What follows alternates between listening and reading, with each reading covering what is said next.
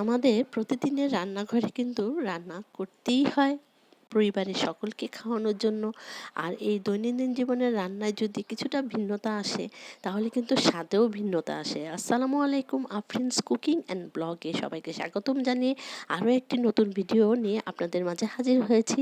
আজকে আমি লাউ রান্না করে দেখাবো চিংড়ি মাছ দিয়ে, আর সেটা আমি প্রেশার কুকারে রান্না করছি। একটি লাউকে আমি পুরোটাই কেটে তারপর ধুয়ে নিয়েছি, আর এখানে প্রেশার কুকারে আমি প্রায় 2.5 টেবিল চামচের মতো তেল দিয়েছি, আর 3টি পেঁয়াজ কুচি দিয়ে আমি 2 মিনিট একটু নেড়েচেড়ে হালকা ভেজে নিচ্ছি।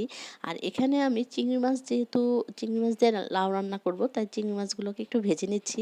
তেল আর পেঁয়াজের সাথে চিংড়ি মাছগুলো একটু হালকা করে ভেজে নিচ্ছি, একটু লাল লাল করে ভাজা হয়ে গেলে এখানে প্রয়োজনীয় কিছু মশলা দিয়ে দিচ্ছি। 1 টেবিল চামচ পরিমাণের মতো রসুন বাটা দিয়েছি, আর 1 কাপ পরিমাণের মতো পানি আমি এখানে দিয়ে দিচ্ছি, যাতে মশলাগুলো পুড়ে না যায় আর ভালো করে কষানো হয়।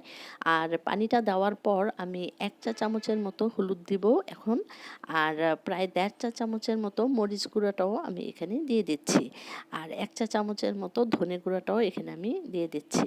তো সবগুলো মশলাকে আমি একটু ভালো করে কষিয়ে নিচ্ছি। এখানে কিন্তু মাছগুলো আগেই দেওয়া হয়েছে, আর মাছ যেহেতু ভাজা হয়ে গিয়েছে, তো এগুলোর সাথে একসাথে আমি মশলার সাথে ভালো করে আমি কষিয়ে নিচ্ছি।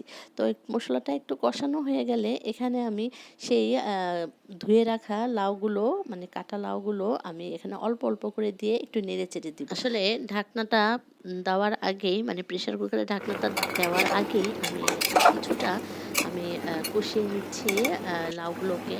আর এখানে আমি 3টে টমেটো কুচি দিয়েছি, আর 3-4টে ফালি করে কাঁচামরিচ দিয়েছি, আর ধনেপাতা কুচিও দিয়ে দিয়েছি।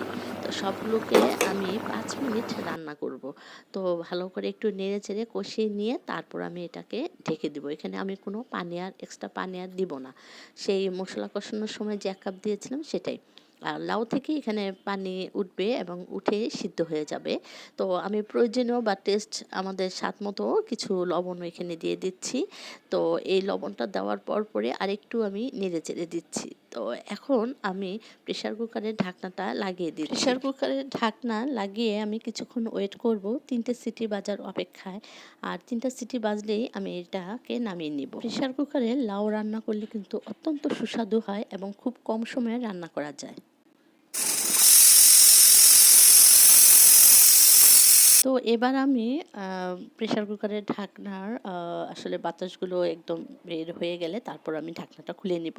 তো এই তো রান্না হয়ে গেল সুস্বাদু চিংড়ি মাছ দিয়ে লাউ রান্না। আর এটা কিন্তু প্রেশার কুকারে খুবই মজা হয়, আপনারা আসলে ট্রাই করতে দেখতে পারেন বাসায়। আর চুলার আঁচটাকে একটু জোরে দিয়েই আমি রান্না করেছি, আর প্রায় 15 মিনিটের মতো আমার সময় লেগেছিল। আর এটা কিন্তু ভাত ছাড়াও রুটি দিয়ে খেতে বেশ লাগে।